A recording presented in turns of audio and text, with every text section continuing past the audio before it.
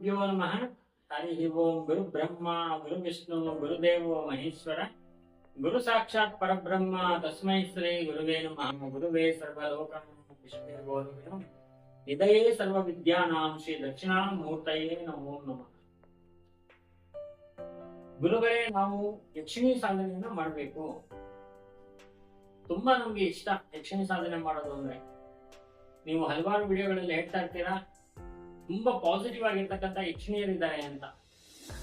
ಅಂತಹ ಒಂದು ಯಕ್ಷಿಣಿ ಸಾಧನೆಯನ್ನ ಅತಿ ಸುಲಭದಲ್ಲಿ ನಾವು ಮಾಡ್ಕೋಬೇಕು. ಅದು ಯಾವ ತರ ಹೇಳಿ ಗುರುಗಳೇ ಅಂದಾಗ, ನಾವು ಹಲವಾರು ಜನಕ್ಕೆ ಕೊಟ್ಟಿರ್ತಕ್ಕಂಥ ಒಂದು ಸಾಧನೆ ತ್ರಿಶೂಲ ಯಕ್ಷಿಣಿ ಸಾಧನೆ.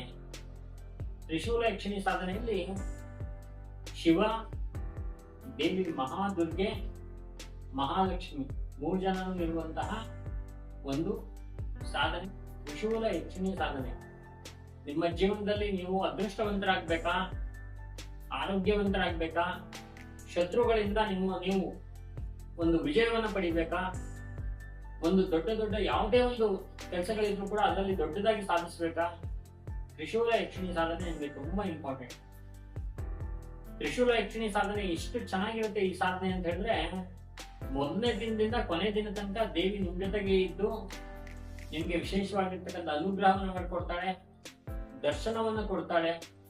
ಮತ್ತು ಈ ತ್ರಿಶೂಲ ಯಕ್ಷಿಣಿ ಸಾಧನೆಯಲ್ಲಿ ನೀವು ಎಲ್ಲವನ್ನು ತಿಳ್ಕೊಳ್ಳುವಂತಹ ಒಂದು ವಿಶೇಷ ಶಕ್ತಿ ಈ ತ್ರಿಶೂಲ ಯಕ್ಷಿಣಿ ಸಾಧನೆಗಿದೆ.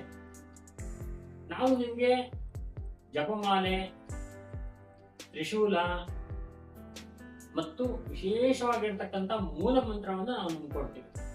ಇದಿಷ್ಟನ್ನೇ ಇಟ್ಕೊಂಡು ನೀವು ತ್ರಿಶೂಲ ಯಕ್ಷಿಣಿ ಸಾಧನೆಗೆ ಒಂದು ಚಂಬಲ್ ನೀರನ್ನ ಇಟ್ಕೊಂಡು, ಶುದ್ಧವಾಗಿರ್ತಕ್ಕಂಥ ಗಂಧ ಅಥವಾ ರಕ್ತ ಚಂದನವನ್ನ ಇಟ್ಕೊಂಡು ಈ ಒಂದು ಸಾಧನೆಯನ್ನ ಪ್ರಾರಂಭ ಮಾಡಿಬಿಟ್ರೆ ಜೀವನದಲ್ಲಿ ನೀವು ಐಶ್ವರ್ಯ, ಆರೋಗ್ಯ, ಅನುಕೂಲ, ಕೋಟ್ಯಾಧಿಪತಿಗಳಾಗಿ ಬಾಳುವಂತಹ ಮಹಾ ಸಾಧನೆ ತ್ರಿಶೂಲ ಯಕ್ಷಿಣಿ ಸಾಧನೆ.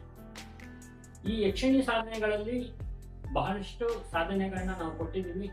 ಆದ್ರೆ ಇದು ಹೆಂಗೆ ಅಂತ ಹೇಳಿದ್ರೆ, 3 ಶಕ್ತಿಗಳ ವಿಶೇಷವಾಗಿರ್ತಕ್ಕಂಥ ಸಮ್ಮಿಲನ ಇರ್ತಕ್ಕಂಥ ಸಾಧನೆ ತ್ರಿಶೂಲ ಯಕ್ಷಿಣಿ ಸಾಧನೆ.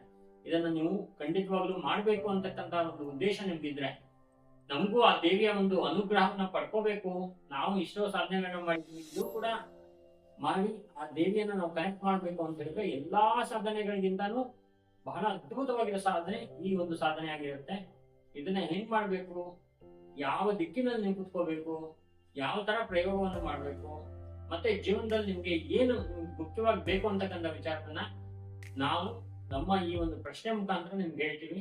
ನಿಮ್ಗೆ ಇದರ ಅವಶ್ಯಕತೆ ಇದೆ ಅಂತ ಹೇಳಿದ್ರೆ ಖಂಡಿತವಾಗ್ಲೂ ಬಂದು ಈ ಒಂದು ವಿಶೇಷವಾಗಿರ್ತಕ್ಕಂಥ ಅದ್ಭುತ ತ್ರಿಶೂಲ ಯಕ್ಷಿಣಿ ಸಾಧನೆಯ ಸಿದ್ಧಿಯನ್ನ ತಗೊಂಡೋಗ್ಬಿಟ್ಟು ನೀವು ಆರಾಮಾಗಿ ನೆಮ್ಮದಿಯಾಗಿ ಒಂದು ಜಾಗದಲ್ಲಿ ಕುತ್ಕೊಂಡು ಈ ತ್ರಿಶೂಲಕ್ಕೆ ವಿಶೇಷವಾಗಿರ್ತಕ್ಕಂಥ ಪೂಜಾದಿಗಳನ್ನ, ನಾವು ಹೇಳಿರ್ತಕ್ಕಂಥ ಪೂಜಾದಿಗಳನ್ನ ಮಾಡಿ ಆ ಜಪಮಾಲೆಯಿಂದ ಇಟ್ಕೊಂಡು ನೀವು ಮಂತ್ರವನ್ನ ಪ್ರಾರಂಭ ಮಾಡಿದಾಗ ದೇವಿ ಯಕ್ಷಿಣಿ ಮೊದಲನೇ ಮಣಿ, ಆ ಮಾಲೆಯಲ್ಲಿ ಮೊದಲನೇ ಮಣಿಯನ್ನು ಇಟ್ಕೊಂಡಾಗ್ಲೇ ನಿಮ್ಗೆ ಆಕ್ಟಿವ್ ಆಗ್ತಾಳೆ. ಅಂತಹ ಅದ್ಭುತವಾಗಿರ್ತಕ್ಕಂಥ ಸಾಧನೆ.